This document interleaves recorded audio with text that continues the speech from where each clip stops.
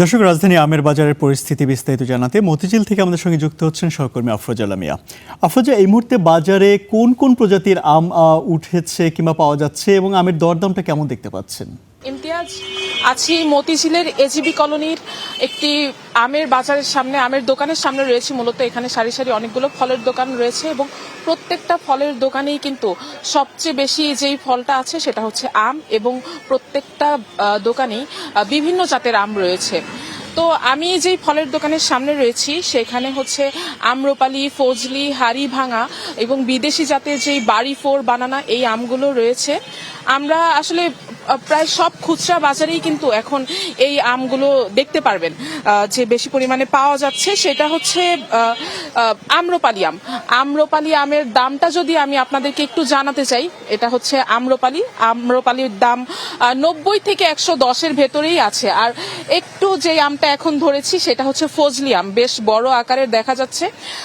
এই ফজলি আমের দাম হচ্ছে 70 থেকে শুরু করে 100-র মধ্যেই পাওয়া যাচ্ছে। এবং বিদেশি জাতের যেই আমটা বেশি এখন চলছে সেটা হচ্ছে এই যে বানানা আম। এটা কিন্তু একটি বিদেশি জাতের আম। এইটা আসলে খেতে খুব একটা মিষ্টি না, তবে এটার আকারের জন্য এই আমটা আসলে যারা আসেন, ক্রেতা যারা আসেন তাদের কাছে একটু আকর্ষণীয় মনে হয় এবং তারা কিনেন। আর বানানার দাম হচ্ছে 150 টাকা। এটাই মূলত সবচেয়ে বেশি দামি আম।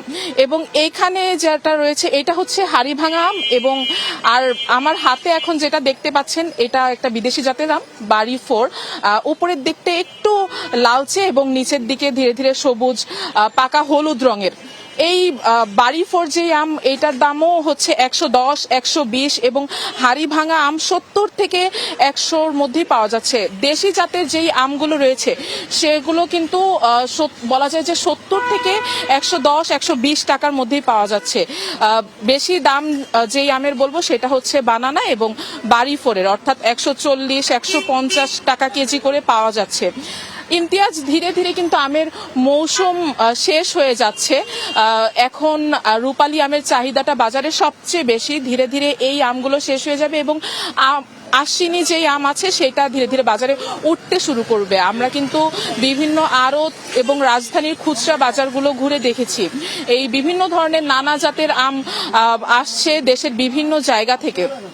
যখন আবার আশ্বিনী আমের মৌসুমটা শেষ হয়ে যাবে তখন 12 মাসি যেই আম রয়েছে, কাটিমন আম, সেটাও একটা বিদেশি জাত, সেই আমটা হচ্ছে বাজারে উঠতে শুরু করবে।